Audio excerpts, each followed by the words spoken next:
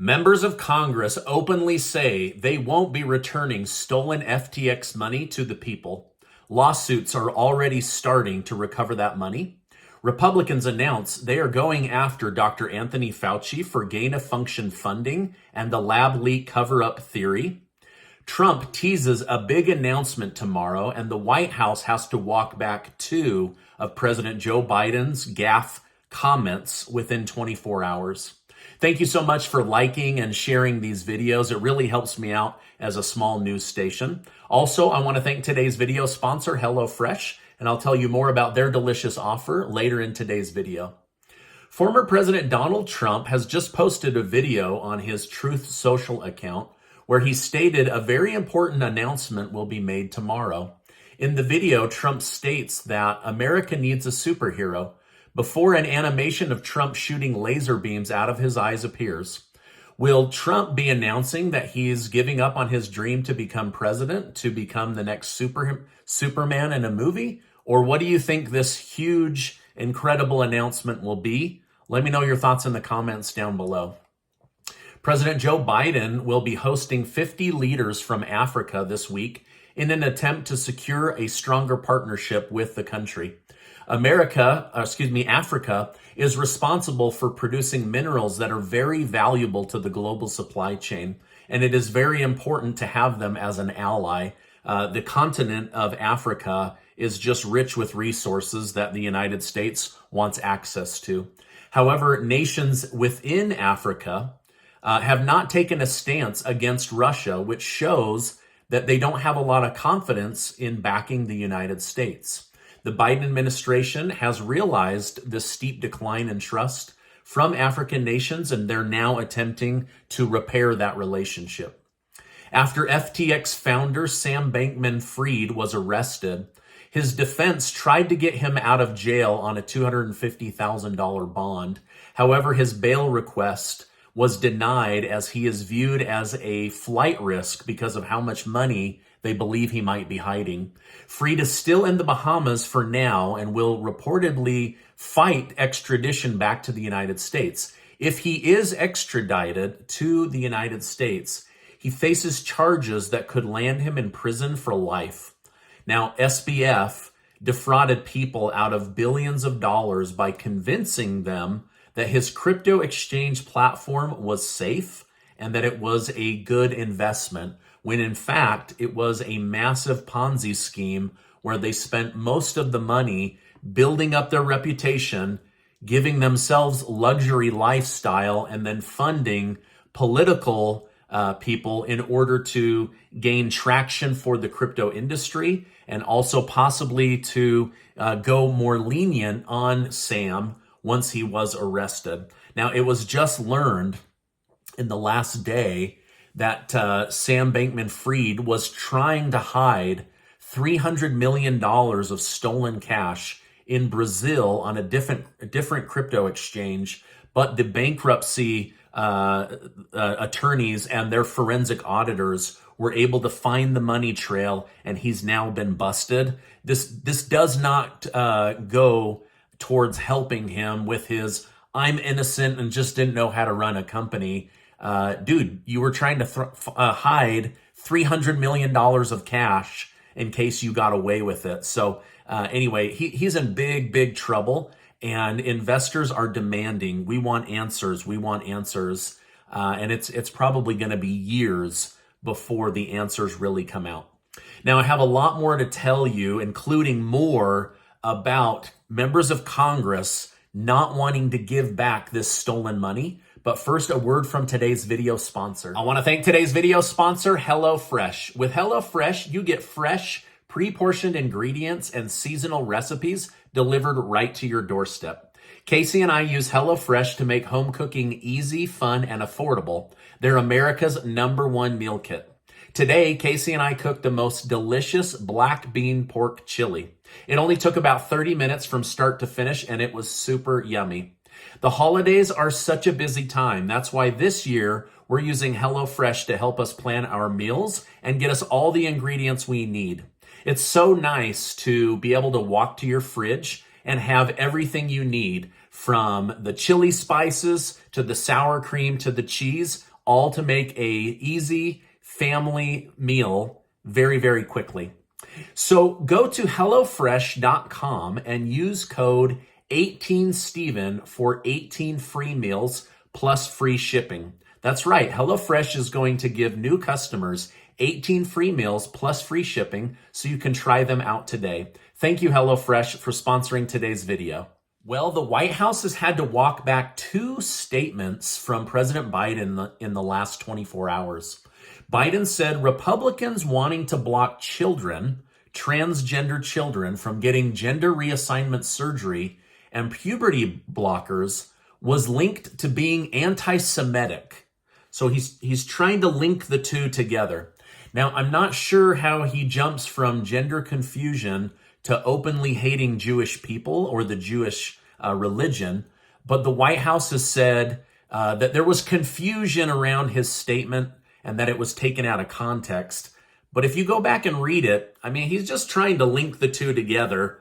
And so the White House has tried to correct that. The second thing is the White House also had to correct President Biden saying that the American people are just fine because their wages have outpaced inflation. So basically, Americans have no room to complain about high inflation, high grocery prices, high car prices, high medical prices, because the money you earn at your job went up faster than inflation. So stop complaining, right? So they've now had to walk this back. So even though inflation was much higher than the raises the average American received, President Biden says you were just fine. Now, honestly, this guy is so disconnected from reality, right? Like, he's a multimillionaire that's been in Congress for like 50 years, no experience in running a business other than with his son Hunter. And economists are saying time and time again that people's raises didn't keep up with inflation. It's almost like they didn't get a raise at all because their bills went up so much on a monthly basis. Now, that same inflation, these economists say, is draining American savings, and that we will most likely have a recession next year. So again, the White House said there was confusion around the president's statements. But I don't know how you can get more confused. Quit whining because you made more money than it costs to live in America, but it's total BS. It's total lies. Well, let me know in the thoughts down below, your thoughts down below. In the last 2 years, have you made more money than what inflation rose by? Let me know down below. Now, Republicans have openly announced they are going after Dr. Anthony Fauci and other doctors connected to the Human Health Services Division of the federal government. They want a comprehensive report of the gain of function funding that Fauci did and a real and true investigation into the origins of COVID. No more of this wet market theory. They want to know, did it really come from Wuhan? Or did it come from a different lab? Where did this thing come from?